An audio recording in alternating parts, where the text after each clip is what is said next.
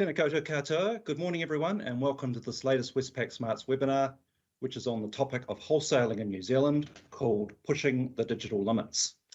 I'm David Hope. I'm the Head of Industry for Manufacturing and Wholesale Trade for Westpac Business Bank. It's great to be back hosting another webinar as part of our Westpac Smart series, which is all about informing you, our business community, about topical business issues. Over the past few years, we've faced many tough challenges that have come with the COVID-19 pandemic. And this year so far has been one of global uncertainty and massive challenges on a number of fronts. Aside from the geopolitical issues in Europe, we've had continuing disrupted supply chains, we've had staff shortages, rising inflation and rising interest rates. There's been a lot for businesses to deal with, and I think it's not likely to ease off in the short term either. So I'd just like to start off by saying thank you for joining us. We always appreciate you taking the time to tune in to what we present today, and hope you take some learnings away that you can apply in your own business. My role as Head of Industry for Manufacturing and Wholesale Trade is to set the strategy and direction for and to lead a large team of relationship managers for Westpac across the country to help them provide great service and deliver insights to our large base of manufacturing and wholesale trade customers. Our previous webinar hosted by Rachel Wilson was on helping your business survive and thrive in tough times. And as a follow-on to that today, our session is all about the wholesaling industry, which is one of the two industries that I cover for Westpac. But unlike manufacturing, it's very much a closeted industry that doesn't get a lot of attention and surprisingly hasn't had any substantial industry research ever really dedicated to it in New Zealand at least. Many New Zealanders may not know just how strong wholesaling is as a sector. Business is booming, with sector turnover in the year to June 2022 a whopping 138 billion, making it bigger than downstream retail and accommodation combined. So I'm looking forward to getting under the hood of wholesaling in New Zealand, seeing what makes it tick, and what the critical success factors are in a sector that actually makes up almost 10% of our GDP, 20% of total sales in the economy, and employs over 116,000 people across 17,100 businesses. Now, in our audience today, we've also especially invited customers from our retail sector. The reason for this is that retailers are customers and increasingly competitors to traditional wholesalers. And we've seen some moves from the government around changes being mooted, whereby in one sector, wholesalers are being forced to sell to retailers at the same price with the object to increase competition in the retail sector. So retailers need to be paying close attention to what's happening upstream in wholesaling and vice versa. So today we have a very special panel of experts here, which I'll introduce.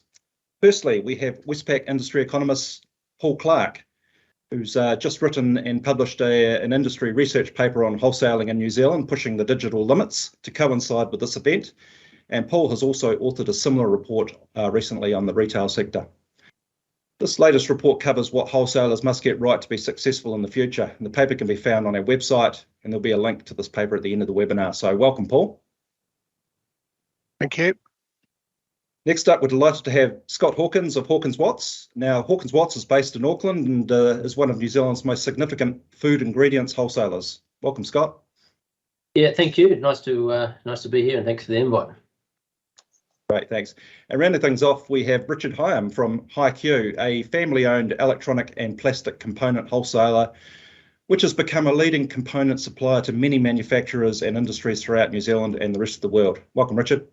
Thank you very much. I'm pleased to be here. Yep. Great, thanks. So the format for today's webinar is firstly to provide a bit of context for the industry study by covering off what are the major findings of Paul's research paper. And we'll also define some of the key terms bandied about when referring to the industry. Secondly, we'll ask the question, what are the critical success factors to wholesaling in New Zealand? And Paul and I will go through the 4 factors that he's identified in a bit more detail. And Richard and Scott will reflect on what each of these mean to their businesses. Thirdly, we'll look at the present and future state of wholesaling and some of the challenges and opportunities that lie ahead from our panelists' perspective in order to help wholesalers look at how they can position themselves to succeed in the future. So just to touch on some housekeeping before we begin, if you have a question during the session, please feel free to ask it in the conversation box on the right of your screen, and we'll get through as many of these as we can at the end of the session. There'll also be a survey poll to the right of your screen, so please give us feedback on today's webinar. We'd really appreciate it. We expect today's session to run for between 45, 50 minutes to an hour. So maybe we could just start with the panel introducing themselves and telling us a little bit about themselves and their business. So Scott, would you like to go first? Sure. Yeah, hi everyone, I'm Scott Hawkins. I'm the Managing Director of Hawkins Watts. We've actually celebrated our 30th year of business this month, actually. So we've also got, we employ 60 people across Australia and New Zealand. So we have an office in Melbourne and an office in Auckland. But our key business and how we found it is an importer and distributor of I guess high quality functional food ingredients, and our business has evolved to add a lot of value. So we have laboratories and a lot of technical experts in that region on site. But yeah, key to our business is importing things from all over the world, particularly Europe and the States and the UK and of course Australia. Great, thanks Scott. Now Richard, would you like to do the same? Hi, thank you. Welcome to everyone. Yes, Richard Higham. I'm Managing Director of HiQ Electronics Limited. I joined this business in 2002. My father originally started the business in 1981, so it's very much a family business. 3 generations now of family. My son and daughter work in it as well. We are a stocking distributor of electronic and plastic components, and our core customer is the New Zealand manufacturer. And but more recently, we've extended our product range to cover a lot more other areas, which include sort of automotive, marine, hydraulic display, fabrication, and general engineering. Thank you. Great, thanks Richard. And Paul, over to you. Yes, Welcome. thank you for that, and good morning to everybody. My name is Paul Clark. I'm an industry economist in the Westpac Economics team.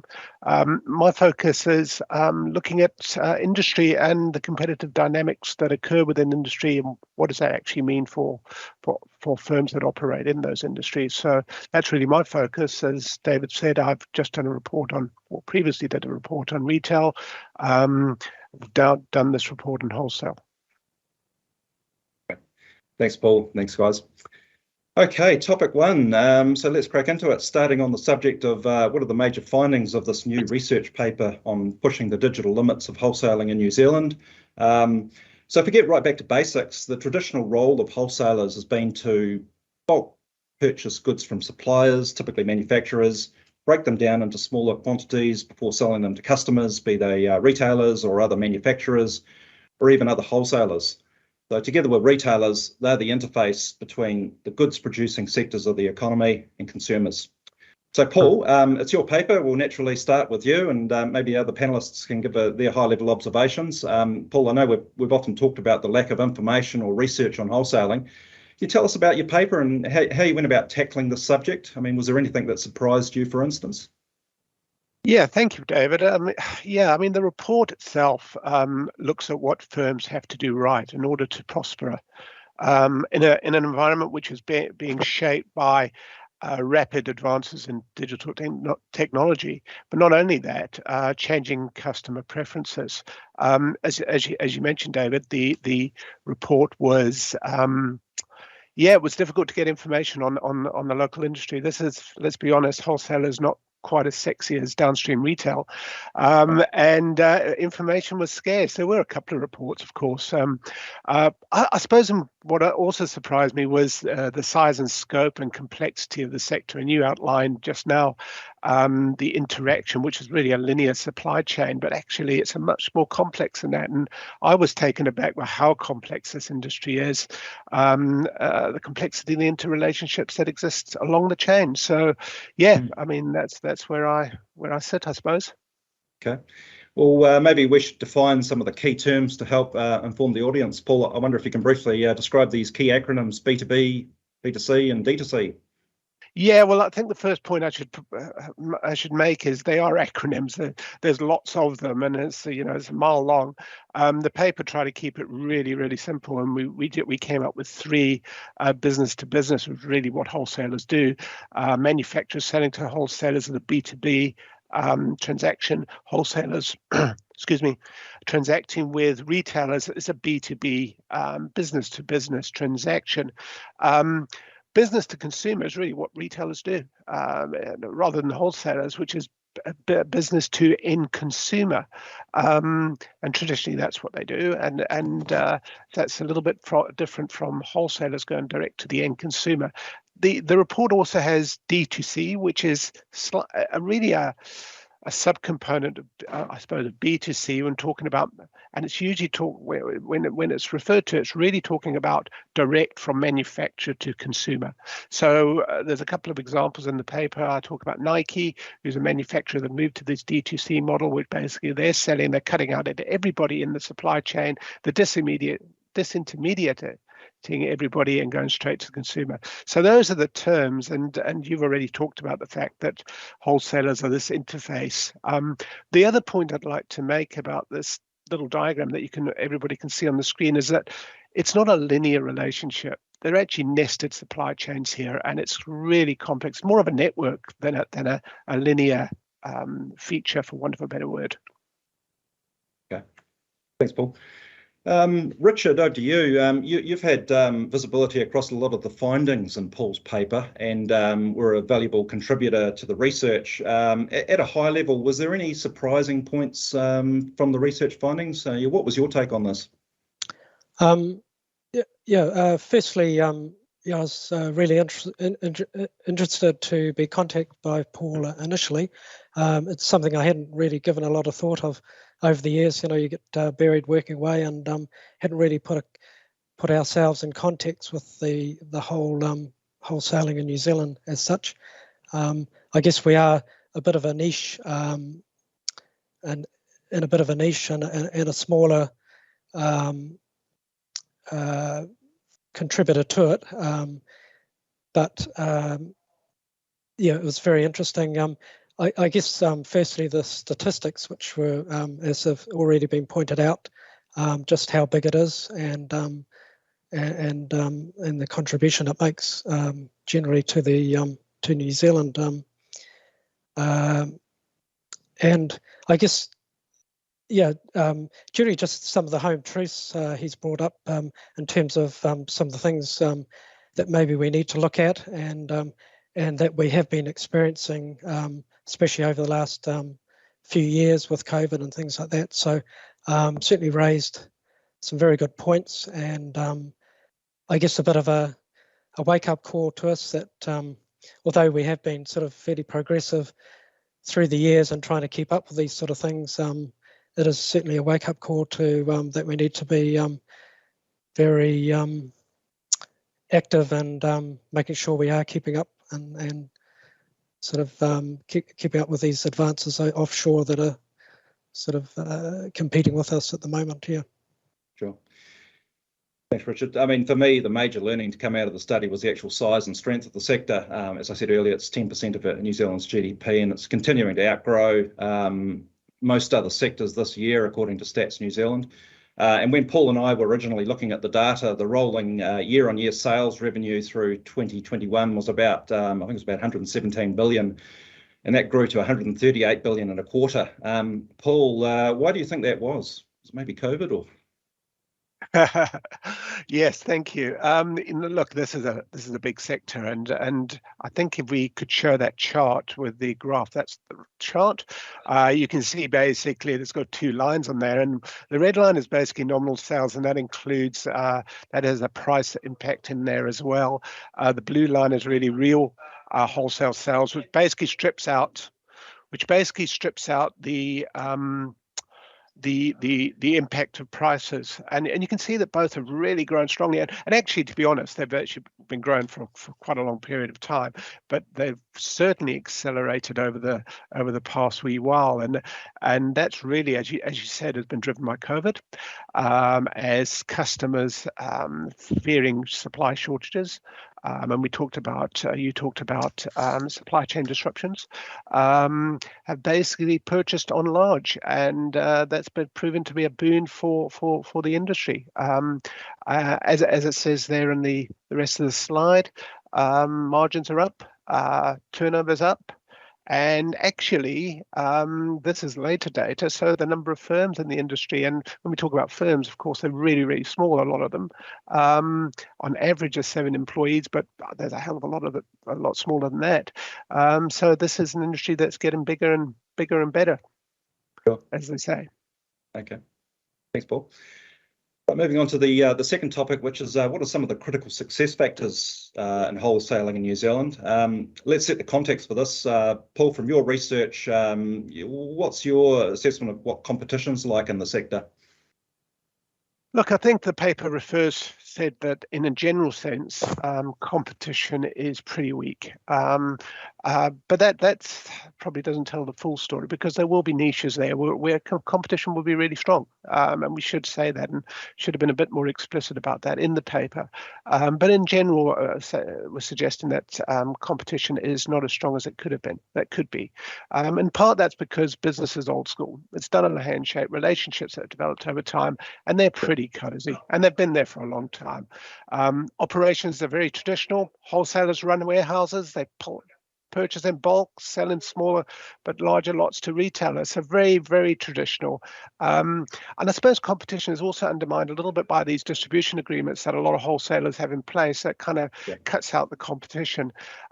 That said, there are elements, and when we were talking to the industry, I was taken aback by one industry source that turned around and said, well, actually, disintermediation does exist in this industry within New Zealand. It's certainly true overseas, but it's also true here, albeit to a lesser extent, where you see in the middleman, the wholesaler being cut out between wholesaler and downstream customers and even consumers. So what competition there is largely based on price and the ability to fulfill orders when and where the customer needs it. And we think there's a big step change to be had in that area. Right. I mean, the lack of a game-changing Amazon or Alibaba is cited as a reason wholesaling in New Zealand continues to lag its offshore peers. I guess to a degree, we now have Costco in Auckland and Salhu in Christchurch in the mix. But Paul, do you think Amazon or Alibaba could set up here? I mean, it's pretty attractive turnover of 138 billion. That seems like a pretty attractive market to enter. Yes, I think the operative word there is seems like, because when you really compare it to what's out there, it's pretty small fry. 138 billion is big, yeah, sure it is. But just to give you an idea, the global wholesale sector is worth $45 trillion. And about half of that is in Asia. So it's significant. China, the biggest portion of that, of course. The US by itself is a $7 trillion market. So that's where the focus is. And you've also got to realize that this is an industry, it's a small industry, it's a contained industry. We're far away from everybody. We've got lots of players. It's well served by what's here. A lot of players in niche areas. So is there really space for a new player? I don't think so, certainly not in the short term. I do think, though, that we might see players in New Zealand, local players, imitating the Amazons of this world and applying some of the lessons learned, which is possible. So Amazon is going to have an effect. I'm just not sure whether in the short term, at least, or the short to medium term, that they're going to arrive here. But yeah, I don't think they are particularly. I think the other thing to point out is that Costco is a slightly different model to Amazon, actually quite a bit different. And so they're not exactly comparable, but be that as it may. Sure. Okay, so Paul, you've identified 4 critical success factors.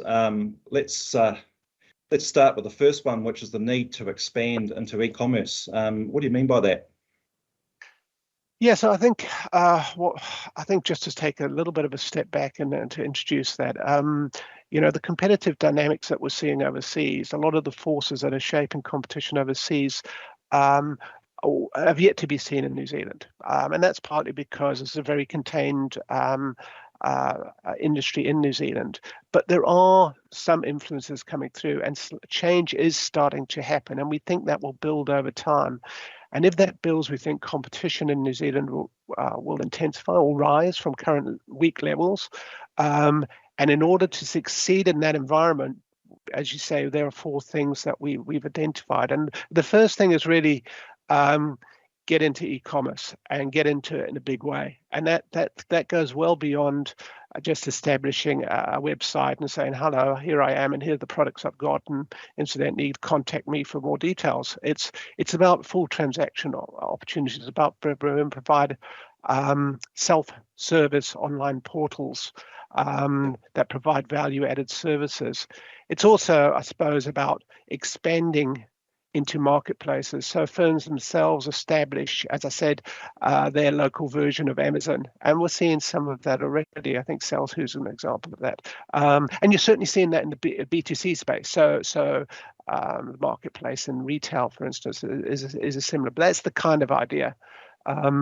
So that's really what we mean. It also means, of course, having a social media presence. That means getting onto Facebook, leveraging off the advertising muscle of Facebook, as well as investing in search engine optimization, which effectively is about making sure that when somebody searches on Dr. Google, that you come up first. And that's where the investment's going to be. So that's really what we talk about there. Yeah, I note in your paper you say that face-to-face interactions still remain the preferred way to transact in New Zealand. Yes. Sorry, I should have mentioned that. Of course, is that e-commerce obviously took off during COVID, but customers are also going back to that face-to-face as well. So what we're seeing is this mixture emerge of face-to-face plus the B2B channels, with growth likely to be in the B2B channels and or the e-commerce channels rather than face-to-face. Richard, over to you. What does e-commerce mean to your business? What sort of impact has it had? Okay, well, it means a lot actually. Probably firstly, just being a 40-year-old business, we the first 20 years my dad was involved. We've got the full history of a business, so starting on a very manual basis, and there's old records there of handwritten records and all sorts of things, and then just before I arrived in 2002, they were playing around with websites and things, and starting to get a catalogue up onto the website.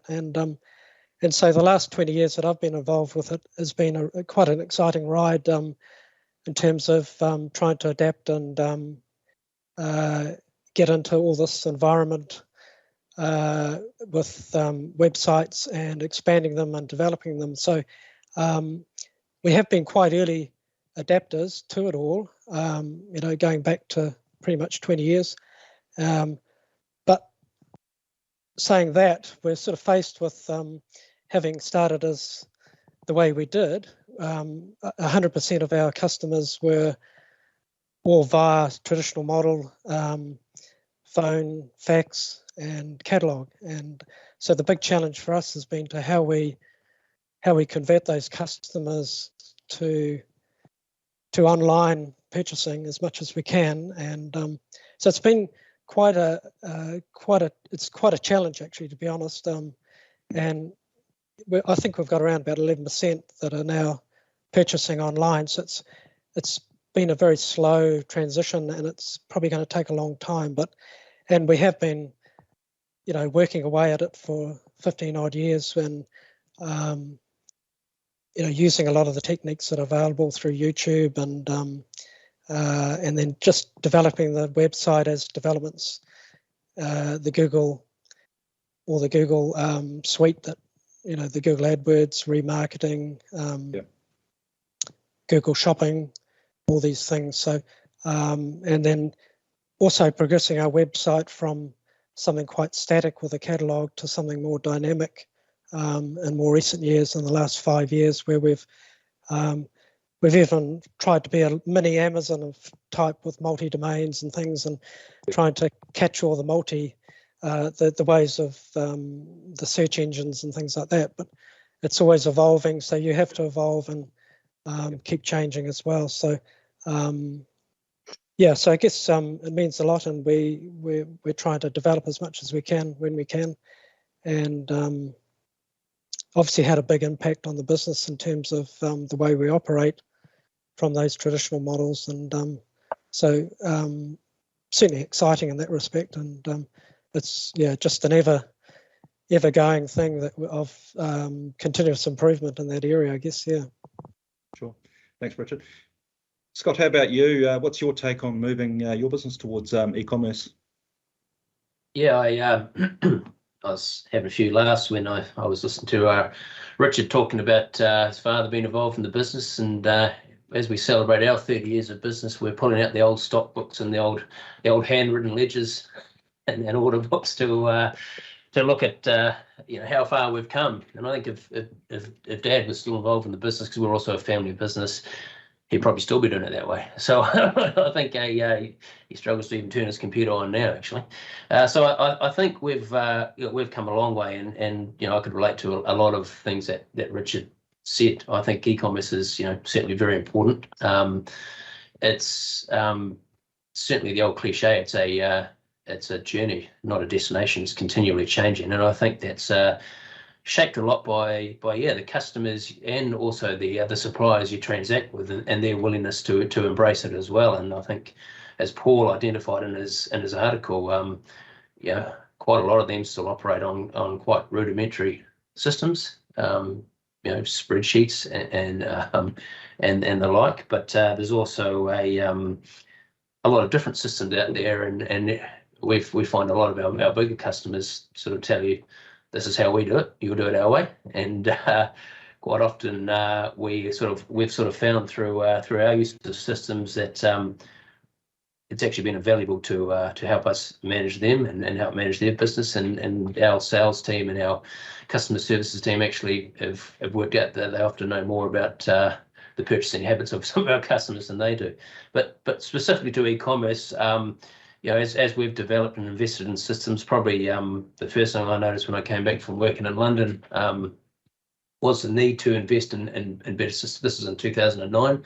Was the need to invest in a good ERP system and a CRM system, and that was kind of the basis of getting all our customer data into one pane of truth. Where you can look at it, and as the data's built up from there, it's become valuable, and then using that as your platform to drive some of your e-commerce. So to some of the things we do today, such as whether it be something simplistic such as a MailChimp, and looking at the opening rates of that, which is, for those that may not know what that is, that's just basically a tool you can use to send out mail bomb some of your customers, for want of a better description. But we try to make sure that's obviously relevant, and we look at the open rates and the click-through rates, and we've seen that's been pretty successful. Also, using social media has been key, and we certainly noticed that particularly during COVID. Facebook, for example, hasn't been so relevant for us and our business because, as I said earlier on, we're very much a business, B2B business, but quite specific in the requirements. So we're in the food ingredients industry, so you can't just generally buy the food ingredients we sell, and you certainly wouldn't eat them generally off the bat. They're mixed into a number of other products you see on the shelf, so ice creams and jams, and the application rates and the technology and the compliance requirements behind them are quite specific. So I guess keeping our customers, so Facebook, I didn't really meet that challenge, but more targeted LinkedIn type things on, for example, say flavor trends or color trends or things like that, targeted to the customers that might use them. We found were quite popular, and particularly during COVID. I think a lot of people were at home and probably looking for things to do sometimes, I think. So we noticed the click-through rates really increasing, and some good opportunities to use that channel to drive our business, even right through to connecting with our customers, to organising tastings where we'd send out couriers with samples and applications we've made, and then have a call like we're having today and taste them online to seek feedback. So there's just a few examples of how e-commerce has been important to our business. Great. Thanks, Scott. Some great anecdotes there. Right. Okay. The second critical success factor, Paul, is the need to make it easier to transact. And I know, Paul, you talk about this concept of omni-channel wholesaling and the fact that that's set to become the new cornerstone of B2B sales using APIs. Can you explain just what is omni-channel?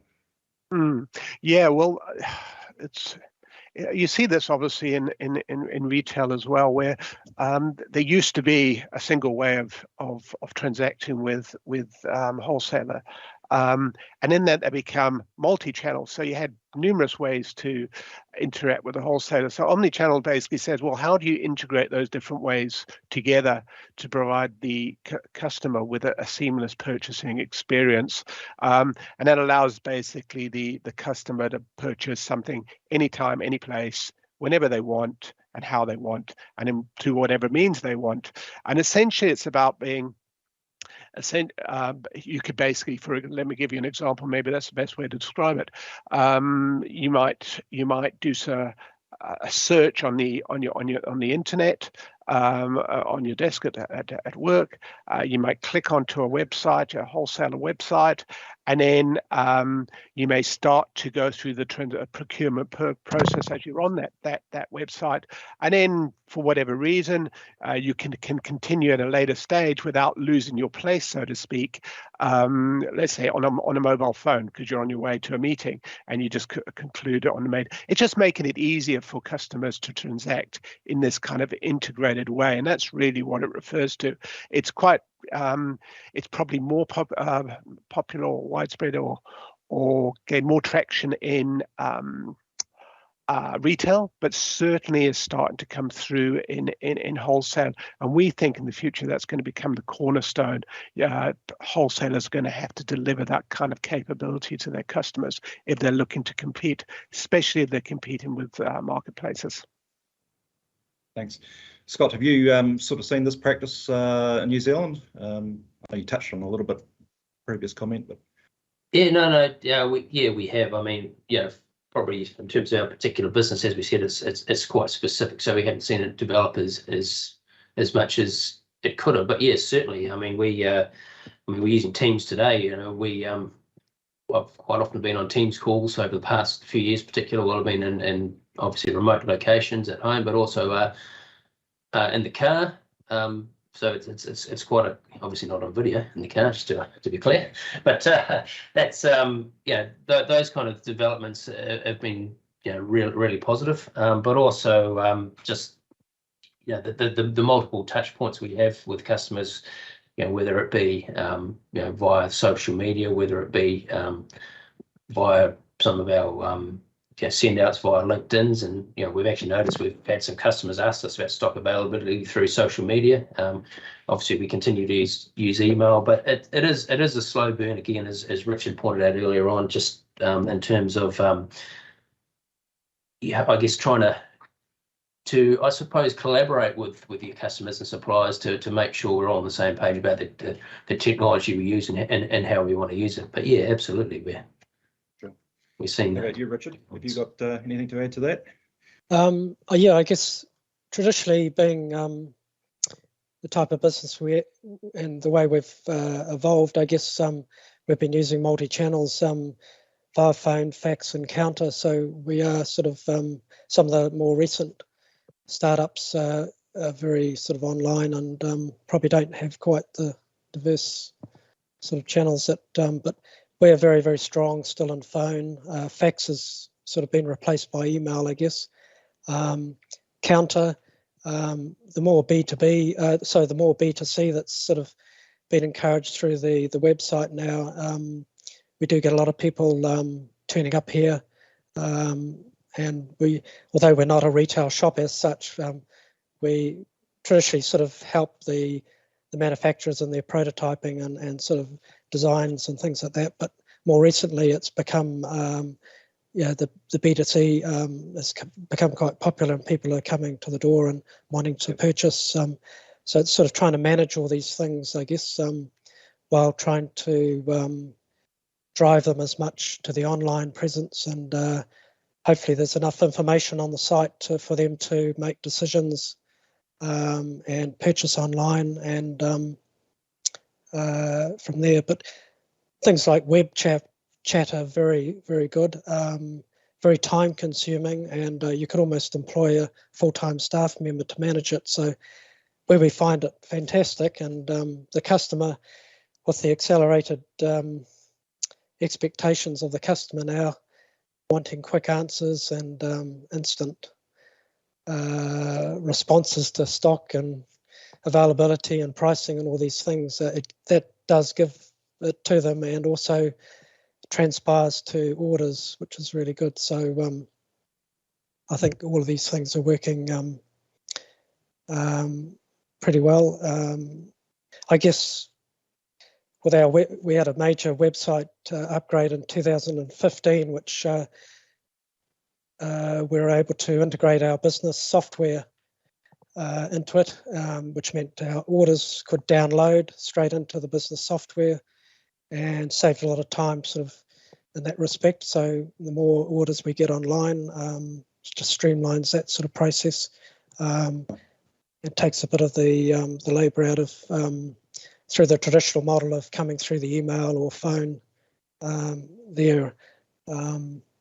So an upgrade in business software in 2015, and also that integration with the website, sort of given us a springboard, I guess, to try and move in more this direction, I guess, and also with the reporting it gives us as well through Sage Business Intelligence and things like that. So we're developing reports all the time through all the data that we collect, and using those and dashboards and whatever, and helping us to, I guess, meet the customers' demands and requirements. It's very fast moving at the moment here.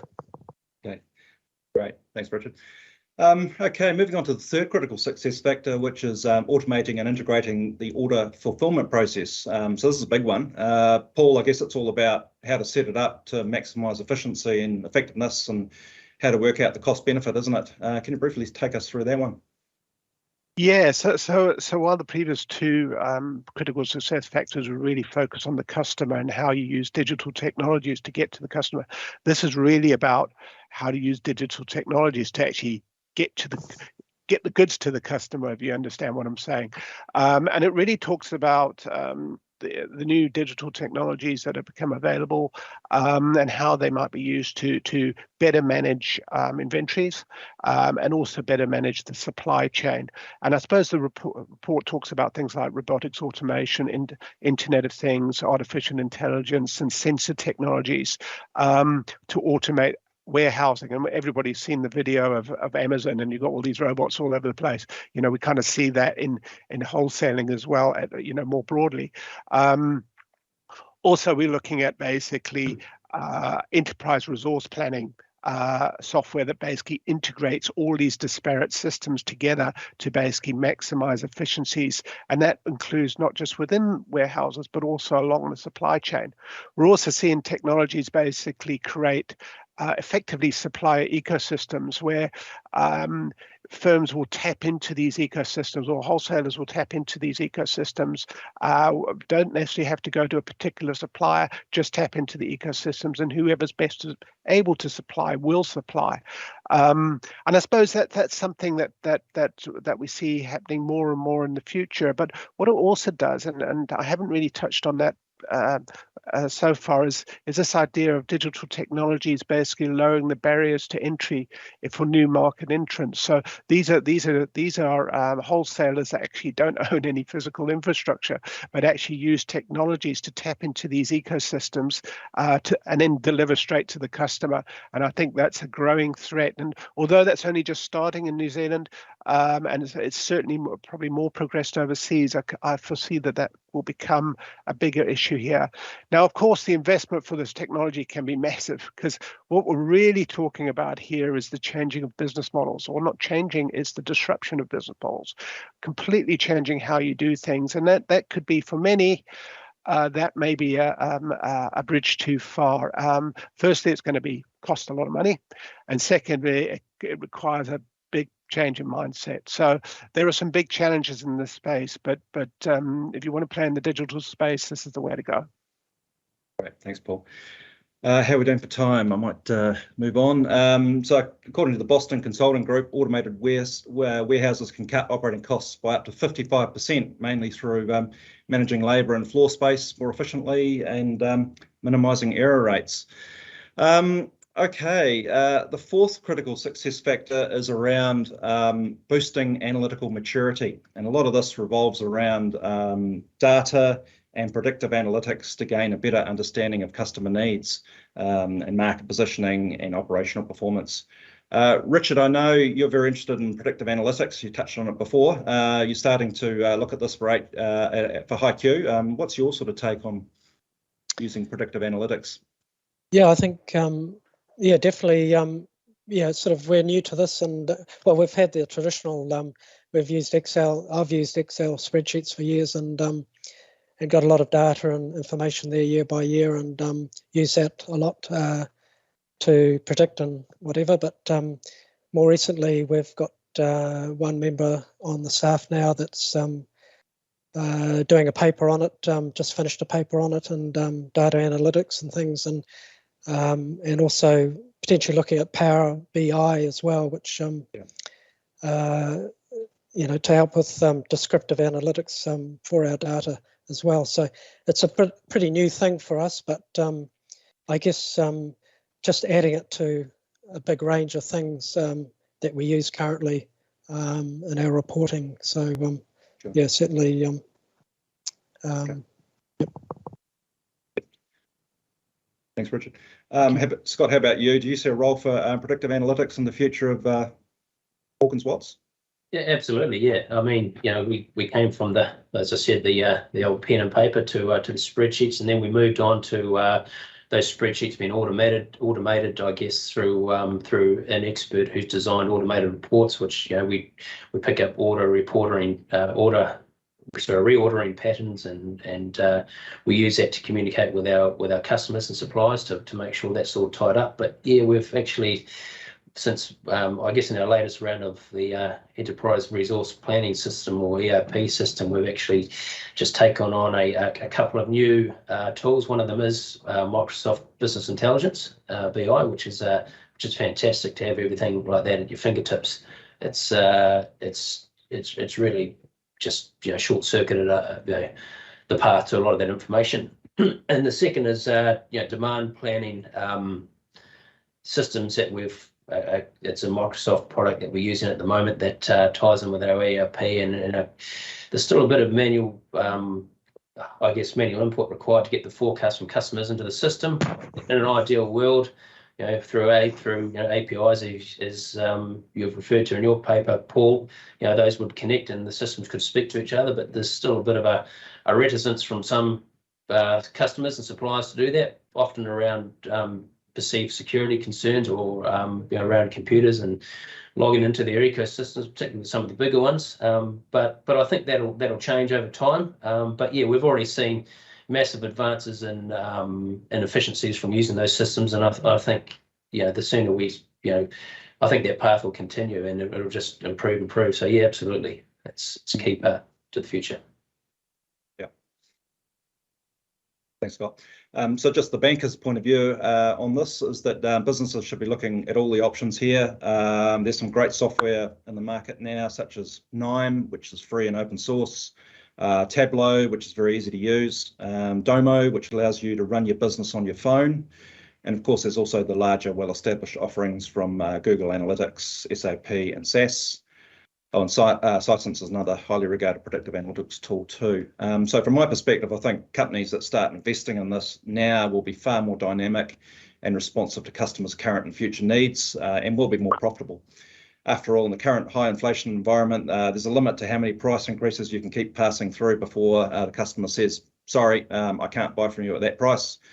And you're going to have to either absorb the cost increases or try to find new ways to create more efficiency and productivity in your business. So these tools will help with that, as well as identify potential new customer and market segments based on predicted demand patterns.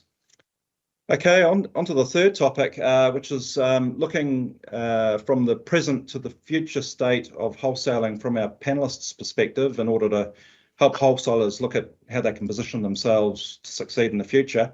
But before we get too far in the future, we should look at the immediate past. So Scott and Richard, you've you've got long-established businesses, and you've both come through the COVID experience. Starting with you, Scott, as an essential business, you were able to stay open during the COVID lockdowns. What lessons did you learn from the COVID experience, and how does that change how you do business as a wholesaler? Yeah, I suppose from a very simplistic point of view, the value of fantastic people. To be honest, good team members that you can trust are invaluable, and it costs a lot more to lose good people than it does to keep them. And I think having a team that work their backsides off throughout was key. But from more relevance to today, I think that the value of systems and e-commerce and everything that we've spoken about today just came to the fore during COVID. Obviously, I gave some anecdotes earlier on about how we managed to communicate with our customers during COVID, but also just being able to show them that we could operate our business remotely gave them confidence in our brand and our reputation and our service. That we'd invested in the systems to be able to meet their demands, and that we ultimately could, I guess, survive the panic. A lot of them were panicked. There's a lot of panic buying that went on in our industry.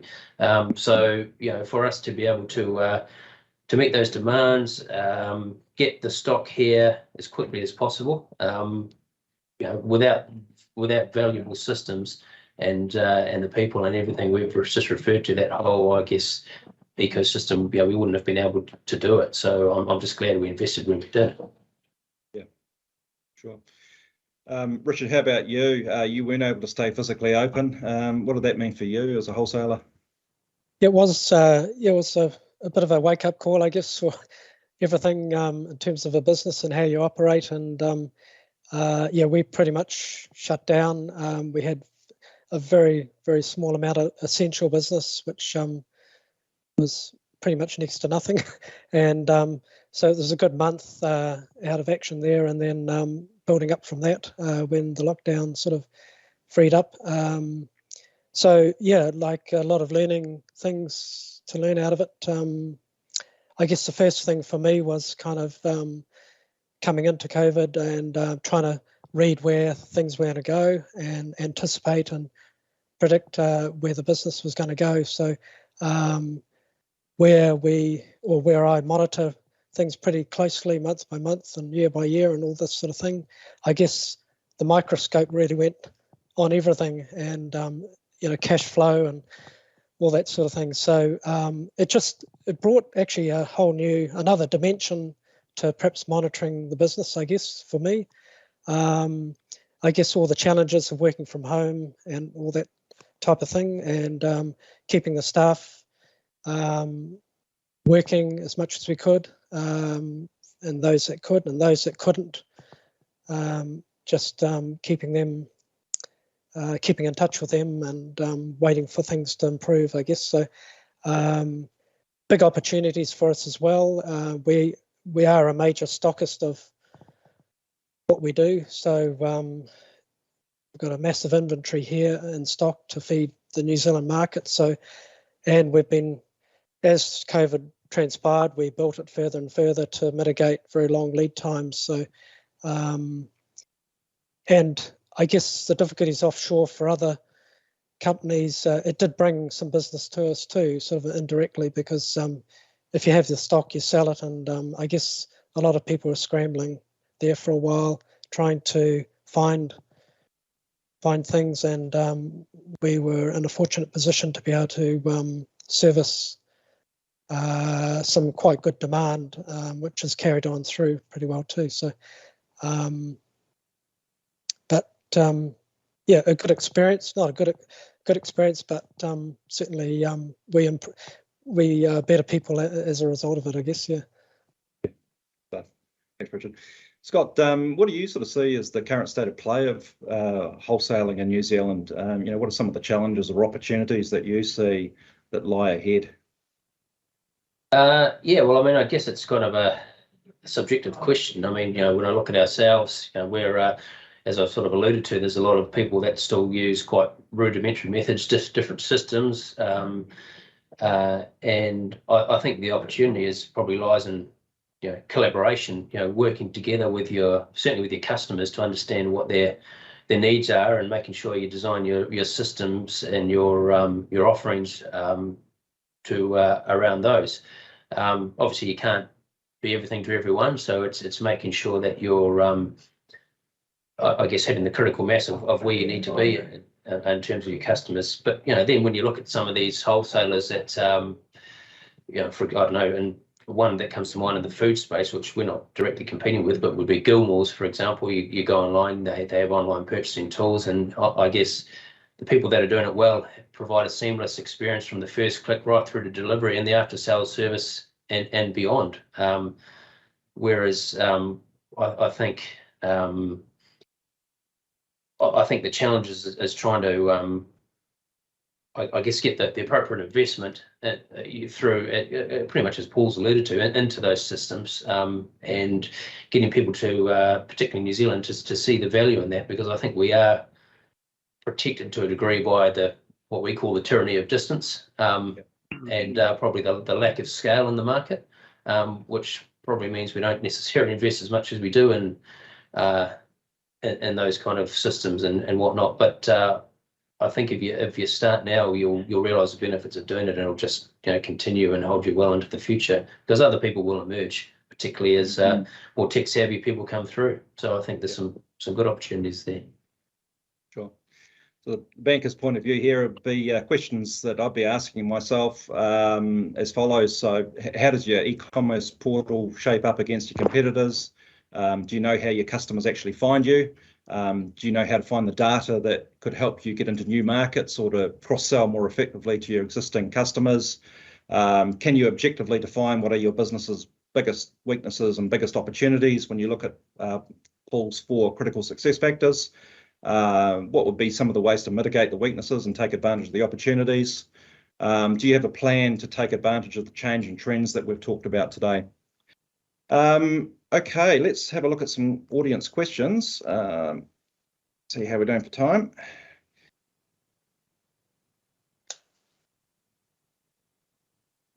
A few here. Okay, contractually enforceable distribution agreements act to limit competition in our sector.